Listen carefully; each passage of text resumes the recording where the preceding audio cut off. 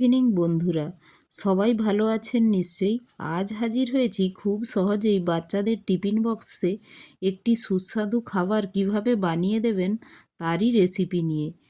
আলুর অমলেট। তার জন্য আমার লাগছে আলু, পেঁয়াজ, ডিম আর কর্নফ্লাওয়ার।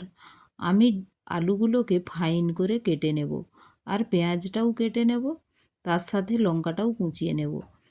এখন আমি বঁটির সাহায্যে আলুগুলোকে ফাইন করে কেটে ঠান্ডা জলের মধ্যে দিয়ে দিলাম। এইভাবে দেখুন বঁটির সাহায্যে আমি পাতলা পাতলা করে কেটে নিচ্ছি। আপনারা এটা চাকুর সাহায্যেও কাটতে পারেন। আমার যেহেতু বঁটিতে কমফোর্টেবল, তাই বঁটিতে কেটে নিয়েছি। খুব সাবধানেই কাটবেন বঁটিতে এভাবে কাটার সময়। আর এটা যেহেতু নতুন আলু, তাই ঠান্ডা জলে রাখলে এর স্টার্চটাও বেরিয়ে যায়, আর আলুটা ফ্রেশও দেখায়, আর একটু আলুটা স্টিকি হয়ে যায়। তাই আলুটা এইভাবে ঠান্ডা জলে কেটে নিয়েছি। আর আপনারা আগে থেকে কেটে জলটা ঝরিয়ে নেবেন। আমি এটা সাথে সাথে বানিয়ে আপনাদের দেখাচ্ছি, কিন্তু আলুটা আগে থেকে জলটা ঝরিয়ে নিলে আলুটা আরও শুকনো শুকনো ভাব এসে যায়, আর ভালোও হয় অমলেটটা। এখন আমি আলুগুলো সব ছেঁকে নিলাম, আর ওর মধ্যে দিয়ে দিলাম কুচিয়ে রাখা পেঁয়াজ আর লঙ্কা। তার সাথে দিয়ে দেবো একটি ডিম, আর দিয়ে দিলাম কর্নফ্লাওয়ার। আমি 3 টিস্পুন কর্নফ্লাওয়ার নিচ্ছি, আর স্বাদ মতো দিচ্ছি লবণ আর একটু হলুদ। আপনারা এটা ভালোভাবে আমি মেখে নেব।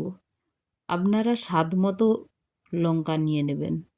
এখন আমি এটা ভালোভাবে মিক্স করে একটি গ্যাসের কড়াই বসিয়ে, এবার কড়াইয়ে সরষের তেল দিয়ে এটা ভালোভাবে ভেজে নেব। দেখুন এইভাবে আমি অমলেট আকারে কড়াইয়ে দিয়ে দিয়েছি। প্রথমে যে সাইডটা কড়াইয়ে থাকবে ওই সাইডটা প্লেন হবে, আর উপরের দিকটা দেখুন এইভাবে আলু পেঁয়াজ এগুলো এভাবেই দেখা যাবে উপরে, তো দেখতেও এটা খুব সুন্দর লাগে। দেখুন আমি উল্টিয়ে একটা দেখিয়ে দিচ্ছি। এই প্লেন দিকটা দেখুন এইভাবেই প্লেন দেখাবে, আর এটা ওপাশটা হয়ে গেলে দেখবেন আলু আর পেঁয়াজটা স্পষ্টভাবে বোঝা যাচ্ছে। তো আলুর অমলেট দেখতেও সুন্দর হয়, আর আলুগুলো যে খুব ক্র্যাঞ্চি হয়ে যায় ভালোভাবে ভাজা করে উল্টোবেন। দেখুন আমার ভেঙে গিয়েছে। তো ভালোভাবে এক পাশটা হয়ে গেলে উল্টালে ওটা আর ভাঙবে না। দেখুন এটা প্লেন দিকটা যেটা প্রথমে ভাজা হয়, আর একটা উল্টিয়ে দেখিয়ে দিচ্ছি আপনাদের।